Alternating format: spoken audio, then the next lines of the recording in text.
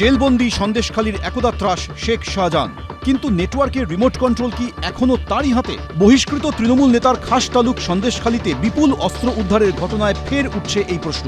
ঘটনায় বাসন্তী থেকে গ্রেফতার করা হয়েছে চড়াবিদ্যা পঞ্চায়েতের তৃণমূল প্রধানের স্বামী, ছেলে, ভাইপো সহ 6 শাহজাহান ঘনিষ্ঠকে। মেন অভিযুক্ত রমজান মোল্লা, ওনার স্ত্রী হচ্ছেন সাহেরা বিবি, উনি চারবেদ্য জিপির প্রধান আছেন। ওনাদের যে আত্মীয় স্বজনরাই এই পুরোটাই আর্মসের যে সঙ্গে যুক্ত। শনিবার সকাল থেকে এনআইএ, বেঙ্গল এসটিএফ এবং কেন্দ্রীয় বাহিনীর দল তল্লাশি শুরু করে উত্তর ও দক্ষিণ 24 পরগনার বেশ কিছু জায়গায়। উদ্ধার করা হয় 18টি আগ্নেয়াস্ত্র এবং 56 রাউন্ড কার্তুজ। দক্ষিণ 24 পরগনার বাসন্তী থানার কুমড়োখালী গ্রামে বাড়ি তৃণমূল নেতা রমজান মোল্লার, যিনি সম্পর্কে শেখ শাহজাহানের দূর সম্পর্কের আত্মীয়।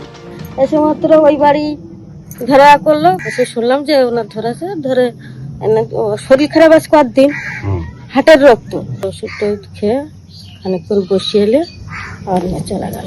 স্থানীয় বাসিন্দাদের দাবি, সন্দেশখালী কাণ্ডের পর যখন গা ঢাকা দেন শেখ শাহজাহান, তখন বেশ কিছুদিন তিনি লুকিয়েছিলেন এই রমজান মোল্লার বাড়িতে। শাহজাহান শেখ, সন্দেশখালী শাহজাহান শেখকে যখন ইডি ধরতে পারেনি, ইডিকে হামলা করার পরে রমজান মোল্লার বাড়িতে এসে শাহজাহান শেখ কিছুদিন শেল্টারও নিয়েছিল এবং ওখান থেকে কোনো অস্ত্র পাচার বলো, আগ্নেয় অস্ত্র নিয়ে এসে এখানে রাখতো। 2024 সালের 5ই জানুয়ারি রেশন কেলেঙ্কারির তদন্তে কেন্দ্রীয় বাহিনীকে নিয়ে শেখ শাহজাহানের বাড়িতে পৌঁছয় ইডি। তাদের উপর বর্বরোচিত হামলা চালায় শেখ শাহজাহানের সাগরেতরা, রক্তাক্ত হন এনফোর্সমেন্ট ডিরেক্টরেটের আধিকারিকরা। শাহজাহান ও তার পরিবারের সদস্যদের বিরুদ্ধে লুকআউট সার্কুলার জারি করে ইডি। এরপরই শেখ শাহজাহানের বিরুদ্ধে ক্ষোভ উগরে দেন সাধারণ মানুষ। দফায় দফায় অগ্নিগর্ভ হয়ে ওঠে সন্দেশখালী। তীব্র চাপের মুখে হামলার 55 দিন পর মিনাখা থেকে শেখ শাহজাহানকে গ্রেফতার করে রাজ্য পুলিশ।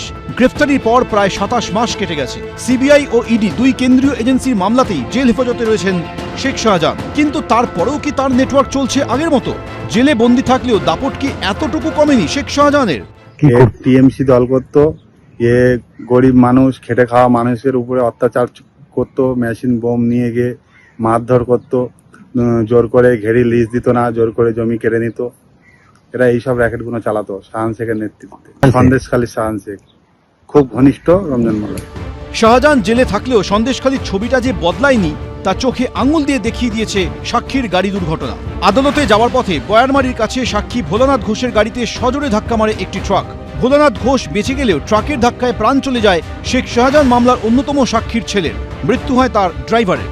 এবার জেলে বসে অস্ত্রের নেটওয়ার্ক চালানোর অভিযোগ উঠল সেই শেখ শাহজাহানের বিরুদ্ধে। শান্তনু নস্কর, মৈঠকুর চক্রবর্তী, এবিপি আনন্দ। এবিপি আনন্দ, এগিয়ে থাকে, এগিয়ে রাখে।